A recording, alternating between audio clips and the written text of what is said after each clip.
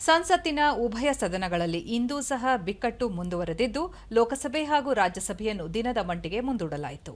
ಆಡಳಿತ ಪಕ್ಷ ಹಾಗೂ ಪ್ರತಿಪಕ್ಷಗಳ ನಡುವೆ ಆರೋಪ ಪ್ರತ್ಯಾರೋಪಗಳ ವಿನಿಮಯದೊಂದಿಗೆ ಈ ವಾರದಲ್ಲಿ ಎರಡನೇ ಬಾರಿ ಯಾವುದೇ ಮಹತ್ವದ ಕಲಾಪ ನಡೆಸದೆ ಮುಂದೂಡಲಾಗಿದೆ. ಲೋಕಸಭೆ ಬೆಳಗ್ಗೆ ಸಮಾವೇಶಗೊಳ್ಳುತ್ತಿದ್ದಂತೆ ಸ್ಪೀಕರ್ ಓಂ ಬಿರ್ಲಾ ಆಡಳಿತ ಮತ್ತು ಪ್ರತಿಪಕ್ಷಗಳ ಸದಸ್ಯರು ಸದನದಲ್ಲಿ ಸಂಸದೀಯ ಘನತೆ, ಪರಂಪರೆ ಹಾಗೂ ಗೌರವವನ್ನು ಕಾಪಾಡಬೇಕು, ದೇಶದ ಜನರ ಆಶಯಗಳನ್ನು ಈಡೇರಿಸುವ ನಿಟ್ಟಿನಲ್ಲಿ ಸಂವಾದ ಚರ್ಚೆ ನಡೆಸಬೇಕು ಎಂದು ಮನವಿ ಮಾಡಿದರು.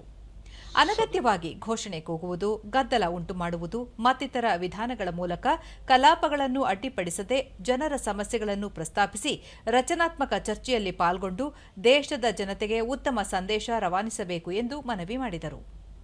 ಗದ್ದಲದ ನಡುವೆ ಪ್ರಶ್ನೋತ್ತರ ಕಲಾಪ ನಡೆಸಲು ಮುಂದಾದರು. ಆಗ ಪ್ರತಿಪಕ್ಷಗಳ ಸದಸ್ಯರು ಘೋಷಣೆಗಳನ್ನು ಕೂಗುವುದನ್ನು ಮುಂದುವರೆಸಿದರು. ಇದರಿಂದ ಗದ್ದಲ ಉಂಟಾಯಿತು. ಕಲಾಪವನ್ನು ಮೊದಲಿಗೆ ಅಪರಾಹ್ನ 12 ಗಂಟೆಗೆ ಮುಂದೂಡಲಾಯಿತು.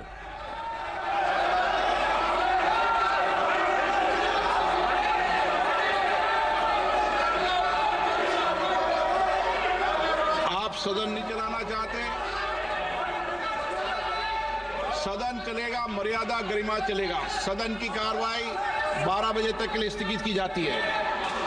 The law relating to ಮರು ಸಮಾವೇಶಗೊಂಡಾಗ ಪೀಠದಲ್ಲಿದ್ದ ದಿಲೀಪ್ ಸೈಕಿಯಾ ಪ್ರತಿಪಕ್ಷಗಳ ಗದ್ದಲ ಘೋಷಣೆಗಳ ನಡುವೆಯೇ ಕಲಾಪ ನಡೆಸಲು ಮುಂದಾದರು. ಈ ಸಂದರ್ಭದಲ್ಲಿ ಕೇಂದ್ರ ನೌಕಾಯಾನ ಸಚಿವ ಸರ್ಬಾನಂದ್ ಸೋನೋವಾಲ್ ವ್ಯಾಪಾರಿ ನೌಕಾಯಾನ ವಿಧೇಯಕ 2024 ಮಂಡಿಸಿದರು. ಈ ವಿಧೇಯಕ ಕಡಲ ಒಪ್ಪಂದಗಳು ಹಾಗೂ ಅಂತಾರಾಷ್ಟ್ರೀಯ ಸಾಧನಗಳ ಅಡಿಯಲ್ಲಿ ಭಾರತದ ಬಾಧ್ಯತೆಗಳನ್ನು ಖಚಿತಪಡಿಸಿಕೊಳ್ಳಲು ಕಾಯ್ದೆಗೆ ತಿದ್ದುಪಡಿ ತರಲು ಅವಕಾಶ ಕಲ್ಪಿಸಲಿದೆ. or incidental thereto. Shri Manish Tiwari ji. Congress ಸದಸ್ಯ ಮನೀಶ್ ತಿವಾರಿ ಮಸೂದೆ ಮಂಡಿಸುವುದನ್ನು ವಿರೋಧಿಸಿದರು.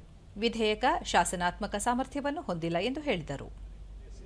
Which deals with shipping and navigation on inland waterways may lead to a jurisdictional overlap, making it unclear whether the union government has the exclusive authority to legislate on merchant shipping. Sir, that is why Trinamool Congress ಸದಸ್ಯ ಸೌಗತಾ ರಾಯ್ ಅವರು ಕೂಡ ವಿಧೇಯಕ ಮಂಡಿಸುವುದನ್ನು ವಿರೋಧಿಸಿದರು.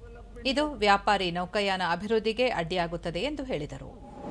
The condition of work of seafarers as well as got the point, sir. Be an got the points. impediment in the development of marketization. अनुमति प्रदान की गई है तो अपना मामलों के ವಿಧೇಯಕ ವಿರೋಧಿಸಿ ಪ್ರತಿಪಕ್ಷಗಳು ಪ್ರತಿಭಟನೆ ಮುಂದುವರೆಸಿದವು. ಈ ಹಂತದಲ್ಲಿ ಸಂಸದೀಯ ವ್ಯವಹಾರಗಳ ಸಚಿವ ಕಿರಣ್ ರಿಜಿಜು ಸದನದ ಅಮೂಲ್ಯ ಸಮಯ ವ್ಯರ್ಥ ಮಾಡುತ್ತಿರುವುದಕ್ಕಾಗಿ ಪ್ರತಿಪಕ್ಷಗಳು ದೇಶದ ಕ್ಷಮೆಯಾಚಿಸಬೇಕು ಎಂದು ಆಗ್ರಹಿಸಿದರು.